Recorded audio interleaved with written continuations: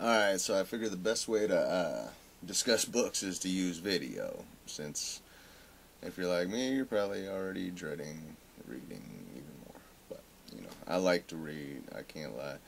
But when it comes to paperback or hardcover or Kindle, a guy like me could care less. Here, check this out. Alright, I just want to give you a quick little overview of what goes on to somebody who uses like assistive software to read. Like this is my computer. I have look at that big old stupid mouse pointer. Look, that's a 29-inch screen. That text is humongous. Yeah, I still can't see it, but I'm sorry. I'm not supposed to be zooming. It's not professional, but so there's my magnifying screen. So that's 800 times zoom. Look how big that text is. But all right, so this is how I get down when I read, and I don't look at the screen really. I mean, I'm not all the way blind, but yeah, I can definitely make that out. That's perfect right there. I can see all that, but it's humongous. I mean, I don't know. All right, but listen to her. This is how I read. Reacting to censorship presents a dilemma for book publishers. Publishers have a WWW obligation to their owners and stockholders to make a profit. Yet, irresponsible people in positions of authority deem a certain book unsuitable for readers. Should it publishers do American booksellers? Foundation for Free Expression. The right thing for the larger society and comply with demands to cease its publication. Now, is it just me? Or, I mean, this is a lot of the book is like this. Reacting to censorship. That sentence goes with that sentence. You see what I'm saying? And then, so you talk about comprehending and thinking deep and everything else. So yeah, speaking of books, I just got this one today, and I should be catching up on my reading for the chapter, and hopefully not sounding so ignorant to the subjects we've been discussing. But these books, it makes it a pain to get. Like Kindle, for one, has a screen reading program that is specially made for Kindle, so it was meant to make it hard to steal books. Well, now even the publishers won't let Kindle use that. They make these so-called print replica books, and what that does is makes it so the text is, I'm guessing, impossible to copy, and therefore they can't copy all the text in the book and upload it to the Pirate Bay or something like that. Well, since you see I've got some vision problems here, the school has to give me the PDF versions of the books, which it makes it real nice. Like what you saw was just a notepad. Like I copied the text out and put it in a notepad, but the PDFs, I mean, they're print replica, I guess, too, and you run into problems when you get into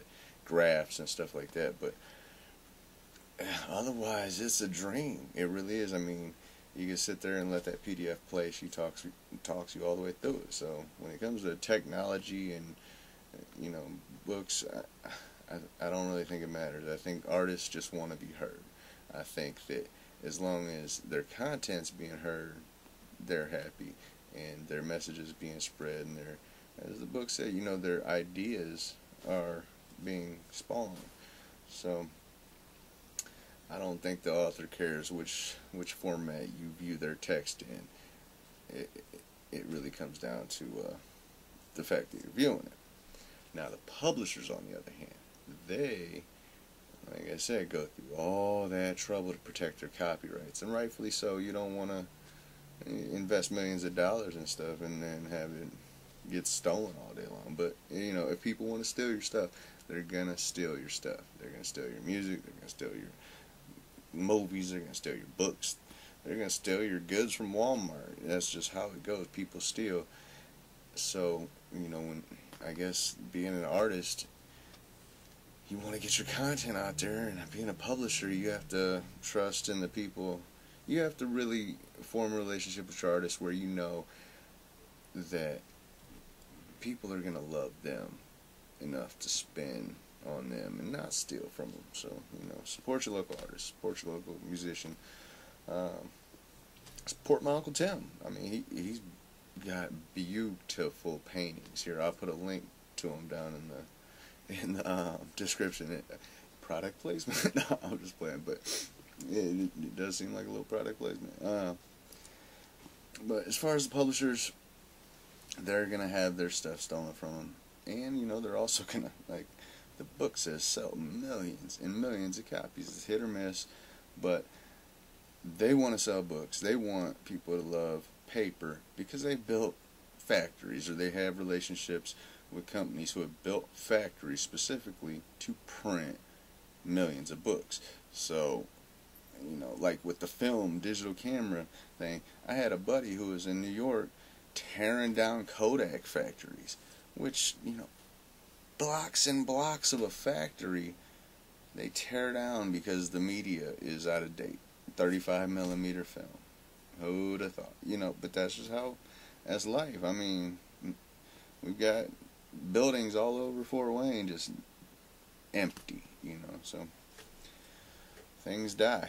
And I don't think books are ever going to be one of those, especially as long as there's prisons. No, I'm just playing, but, you know, people are always going to read books, but even when it comes to schools, like middle schools, these rural communities around here, they're giving them laptops to take home, and all their books are on their laptops. Everything's done.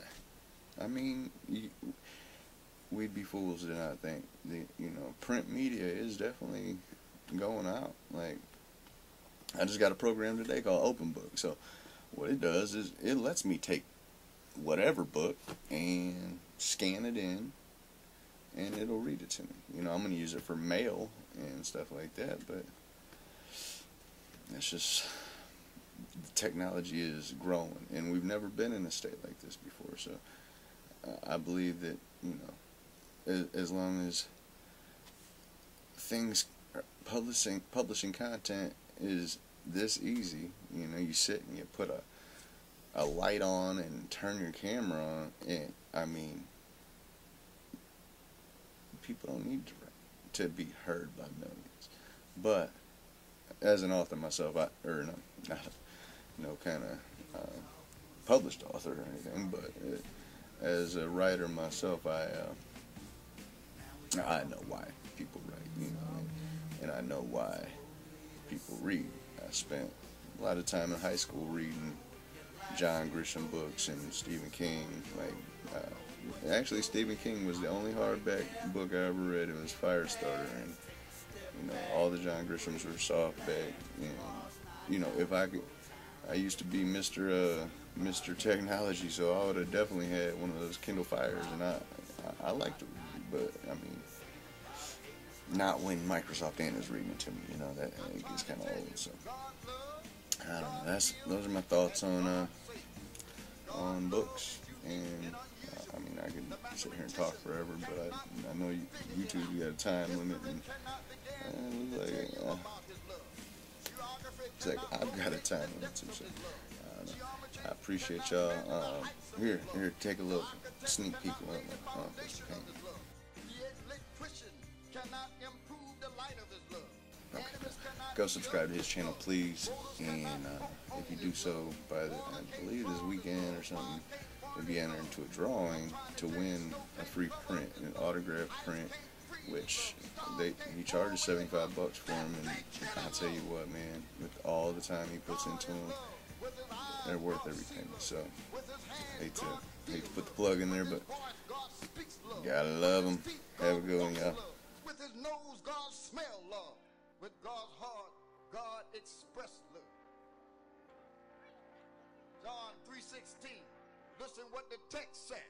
For God so loved the world that he gave his only